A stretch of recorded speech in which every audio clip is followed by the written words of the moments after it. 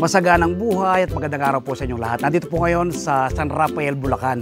Dito po sa Metro Pacific Fresh Farm. Nandito po ngayon sa isa sa kanilang mga greenhouse at ang kanilang tanim dito ay Japanese and Lebanese cucumber o pipino. No? Tingnan nyo po, luntian, napakaganda. Nag-start na pong maglabas ng kanilang mga bunga. Tingnan po natin. So yun po yung mga bunga, oh. Tapos tingnan mo yung mga maliliit, tuloy-tuloy po yung flower hanggang itaas.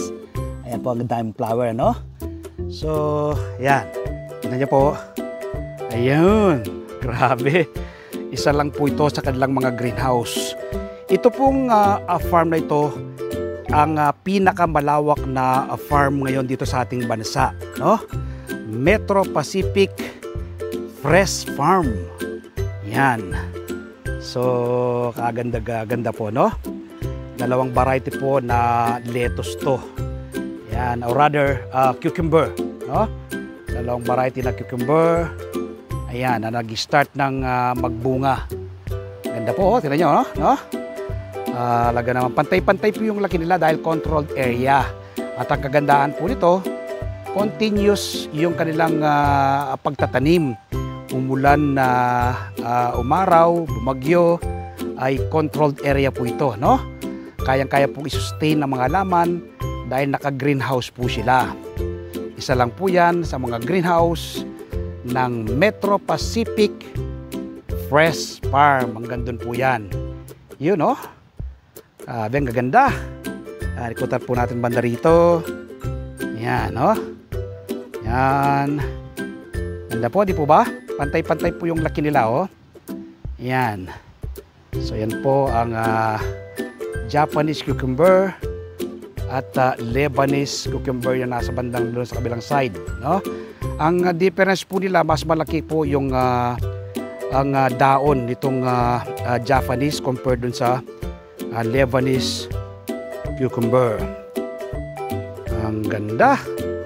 Nag-start na po silang maglabas ng kanilang napakaraming bunga. Yan. Invite po namin kayo this coming Sunday. Mapapanood po ninyo ang aming TV show. At ang guest po namin ay si Sir Toby Gatchalian, no? Siya po yung operating officer nitong Metro Pacific Fresh Farm. Ito po yung typical na from farm to table, no? Pagka-harvest, ipapaking po nila, diretso na po sa Metro Manila, no?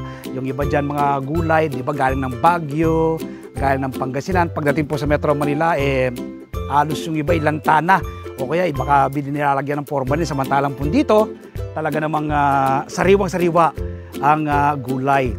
Iniisip po ng pamunuan ng Metro Pacific Fresh Farm na maging kakaiba, no? Yung produce nilang gulay, walang along chemical, sa halip ay natural at organically grown yung kanilang ginagawang pagtatanim. So don't forget, this coming Sunday, masaganang buhay. Panoorin po ninyo si Sir Toby Gatchalian. Tiyak po ma-inspire kayo, ma-educate at ma-motivate sa pagtatanim ng iba't ibang uri ng halaman. Kanina binanggit ko, ito po yung pinakamalaking farm dito sa ating bansa. Alam niyo po ba kung ilang hektarya to?